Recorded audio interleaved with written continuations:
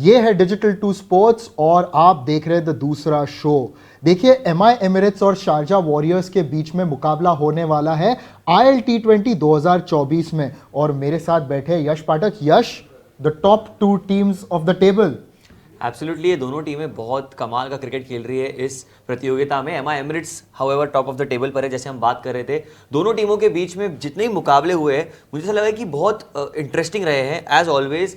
MI Emirates being the dominant force here, 3 में से 3 matches वो जीत चुके हैं, और निकोलस पूरन के चेहरे पर जो हंसी है वो और थोड़ी बड़ी हो जाएगी अगर ये चौथा मुकाबला भी अपने नाम कर ले वो किसी तरह। हाँ, और जो पिछला इनका मुकाबला था वो शारजा में खेला गया था और 74 पर ऑल आउट किया था एमआई एमिरेट्स ने शारजा वॉरियर्स को। मगर उसके बाद जो है एक कहानी बदली है शारजा वॉरियर्स के लिए, क्योंकि उन्होंने मैचेस जीते उसके देखिए, बाद। आप जो मैच की बात कर रहे थे 74 एग्जैक्ट आपने बताया, और वो भी 12.5 ओवर के अंदर 12 के अंदर ही ऑल आउट कर दिया इनको। तो काफी अच्छी परफॉर्मेंस थी उनकी 180 पहले बल्लेबाजी करते हुए। और यही है खासियत एमआई एमिरेट्स की, जब टूर्नामेंट में आप उनको एक पिन अराउंड द कॉर्नर कर देते हो तब वो अपना बेस्ट क्रिकेट खेल के दिखाते हैं। अकील हुसैन ने 4 विकेट लिए थे, वकार सलाम खील ने भी 2 विकेट निकाले थे। तो बहुत अच्छी इनकी स्क्वाड है, इतनी अच्छी लाइनअप है, और ये मैच तो मतलब कमाल की 1 साइडेड अफेयर थी।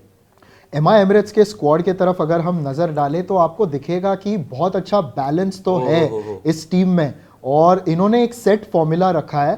पिछले मुकाबले में हार का सामना इन्होंने किया होगा, but they will be confident about what they have to do ahead. मेरा मानना है कि उनकी जो फॉर्मूला है ना, वो इतनी क्लियर कट है कि कुछ बदलने का जरूरत ही नहीं है। एब्सोल्युटली, कोई बदलने की कुछ जरूरत नहीं है। और इस पूरे टीम में मुझे लगता है कि इनकी बॉलिंग जो है इतनी बड़ी स्ट्रेंथ रही है इनकी। When you talk about Akeal Hosein, Dwayne Bravo, आपके पास ट्रेंट बोल्ट है, और सरप्राइज पैकेज इस टूर्नामेंट के मोहम्मद रोहित, इन्होंने इतना इंप्रेस किया है मुझे। कमाल प्रदर्शन किया इन्होंने गेंदबाजी में। मगर अब देखते हैं कि किन्होंने रन मारे इनके लिए, और सबसे ऊपर है मोहम्मद वसीम या वसीम मोहम्मद। 204 रन बनाकर इन्होंने रन चार्ट्स तो डोमिनेट किए, मगर ये सिर्फ रन्स के बारे में नहीं है यश, जिस प्रकार की बैटिंग इन्होंने की है लाजवाब रहेगी। एब्सोल्युटली, आपकी बात से पूरी तरह सहमत हूं, क्योंकि वसीम मोहम्मद ने जिस तरह की परफॉर्मेंस की है पिछले ILT20 से, हम ये कहते आ रहे हैं कि खिलाड़ी बहुत स्पेशल है। और जब जाके पिछले साल इतने रन किए, most sixes hit in a calendar year वाला रिकॉर्ड उनके नाम था, और इतनी बढ़िया प्रदर्शन रही। निकोलस पूरन भी अच्छे फॉर्म में रहे हैं। टिम डेविड की स्ट्राइक रेट देखिए आप, काफ़ी काबिल तारीफ है। कुशल परेरा की भी कुछ इस तरह स्ट्राइक रेट बहुत ऊपर रही है इस टूर्नामेंट में। हाँ, और अगर गेंदबाजों की बात करें, एज अ यूनिट इन्होंने बहुत अच्छा प्रदर्शन किया है। इतने सारे लेफ्ट आर्मर्स हैं और एक राइट आर्मर है उनके, सिर्फ वो है ड्वेन ब्रावो। उनकी प्लेइंग 11 की मैं बात कर रहा हूं। मगर अगर हम इनके टॉप विकेट टेकर्स पर नजर डालें तो फजल फरूकी सबसे टॉप, ओवरऑल भी टॉप पर ही है शायद मेरे ख्याल से। जी बिल्कुल, ये देखिए 12 विकेटें उनके नाम है, 6 इनिंग्स में, इकोनॉमी 8 की है, उसके थोड़े नीचे ट्रेंट बोल्ट के। तो मतलब ये इंटरेस्टिंग, यहाँ पे देखिए 2 खिलाड़ी मुझे शारजा वॉरियर्स के भी दिख रहे हैं, महेश तीक्ष्ण और डैनियल सैम्स। तो मतलब आप ऐसा कह सकते हैं कि ये top of the table chart है, तो मतलब इनमें ही सब मिल बांट के खाने वाले रन्स और विकेट्स। एग्जैक्टली। और गेंदबाजों की तो बात आपको करनी पड़ेगी, क्योंकि बहुत अच्छी एक परफॉर्मेंस रही है शारजा, इनफैक्ट एमआई एमिरेट्स के गेंदबाजों की। मगर अगर आपको 3 खिलाड़ी सिलेक्ट करने हैं एमआई एमिरेट्स के टीम से कि दे विल स्टैंड आउट, तो आपके हिसाब से वो कौन है? देखिए, उनके स्क्वाड के ऊपर अगर एक बार नजर डालें तो फिर आपको सीधा सीधा दिख जाएगा कि आपको किसको चूज करना है। लेकिन मैं हूं तो मैं थोड़ा अलग सोचना चाहता हूं। यहाँ पर मैं मोहम्मद रोहित को इस बार एक फेवरेबल पोजीशन में रखना चाहता हूं, क्योंकि उन्होंने बहुत अच्छा प्रदर्शन किया है। वो मेरी पहली पिक होंगे, दूसरी फजल फारूकी होंगे, और तीसरे मेरे जो पिक होंगे वो होंगे कुशल परेरा। Interesting selections. और आगे बढ़ते हुए अगर शारजा वॉरियर्स की तरफ हम नजर डालें तो इनके स्क्वाड में पहले नजर आ रहा था कि एक डेप्थ नहीं है, मगर कैसे तो पिछले 2 मुकाबलों में इन्होंने लय पकड़ी है और अच्छे प्रदर्शन किए। Yash, somethings working for them. Absolutely, I think bowling department ने अपनी कमर कस ली है। पहले तो बल्लेबाजी इनकी अच्छी थी ही, हमेशा से हमने देखा था। जैसे जॉनसन चार्ल्स ने रन किए थे, सिंगल हैंडेडली वो टीम को ऐसे स्थिति में ले जाते थे जहां से उनका हारना मतलब अनिश्चित सा हो जाता था, जीतना ही है उन्हें।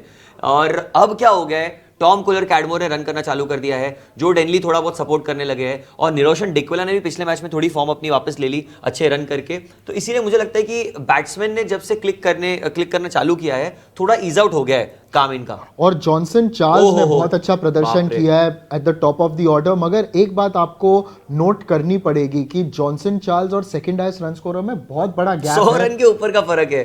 टॉम कोलर कैडमोर की सिर्फ एक पारी अच्छी रही है जी। मगर दूसरे जो खिलाड़ी है ना उनको पिकअप जरूर करना पड़ेगा। You are right, you are absolutely right. और आप ये देख सकते हैं, अंतर देख सकते हैं, जॉनसन चार्ल्स के क्लास का इस टूर्नामेंट में 50 की औसत है उनकी, और जो दूसरे पायदान पर मार्टिन गप्टिल है उनकी तो 25 की भी नहीं है, तो मतलब उनसे भी आधे से कम है वो। तो ये प्रदर्शन रहा है जॉनसन चार्ल्स का। आई थिंक यही एक बहुत बड़ा अलार्मिंग पॉइंट रहा है शारजा वॉरियर्स के लिए कि एक ही खिलाड़ी है जो सारे रन कर रहा है, एक ही खिलाड़ी है जो सारे विकेटें ले रहा है। तो it's just been a one player performance. पर बॉलिंग मेरे हिसाब से थोड़ी बेहतर रही है निशाद। हाँ, बॉलिंग ने अपना काम किया है पिछले कुछ मुकाबलों में। और ये देखिए कि महेश तीक्सना और डैनियल सैम्स, हमने इस फहरिस्त पर पहले भी नजर डाली थी मगर इन दोनों ने अच्छा प्रदर्शन तो किया है। खास करके मैं डैनियल सैम्स की मैं प्रशंसा करना चाहूंगा क्योंकि किसी ने ऐसे सोचा नहीं था कि वो इतना ऐसा कमबैक करेंगे। ऐसे लिमिटेशंस नजर आ रहे थे मगर उन्होंने अच्छा काम किया है Daniel Sams. Absolutely, Daniel Sams बहुत एक अच्छे गेंदबाज है। उनकी इकोनॉमी रेट थोड़ी हाई रही इस टूर्नामेंट में, लेकिन आप थिक्सना के ऊपर एक बार नजर डालें तो 11 विकेटें लिए उन्होंने 5 इनिंग में। अभी एक मुकाबला कम खेला उन्होंने एमा एमिरेट्स से, तो शायद उनको एक मौका मिल सकता है पर्सनली वो आंकड़े को बेहतर करने का। लेकिन इकोनॉमी रेट इतनी बेहतरीन रही है। I am so impressed with Maheesh Theekshana this tournament. और अगर आपको 3 खिलाड़ियों को सिलेक्ट करना है तो आप किसे पिक करेंगे शारजा वॉरियर्स के टीम से?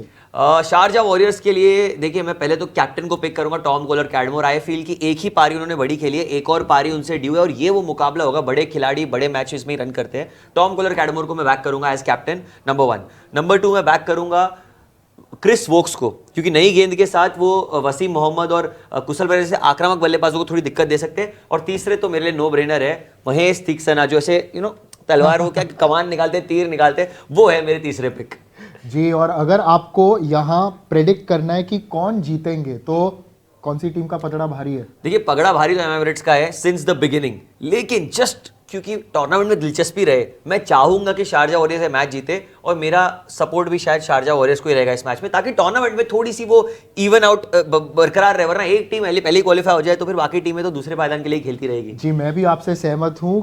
मुझे भी लगता है कि शारजा वॉरियर्स कुछ ना कुछ करेंगे, मगर आपको क्या लगता है हमें आप कमेंट्स में बताइए। और पूरे ILT20 2024 के दौरान डिजिटल 2 स्पोर्ट्स के साथ बने रहिए, क्योंकि हम आपको ये प्रेडिक्शंस ही नहीं बल्कि live ball by ball commentary भी सुनाते रहेंगे।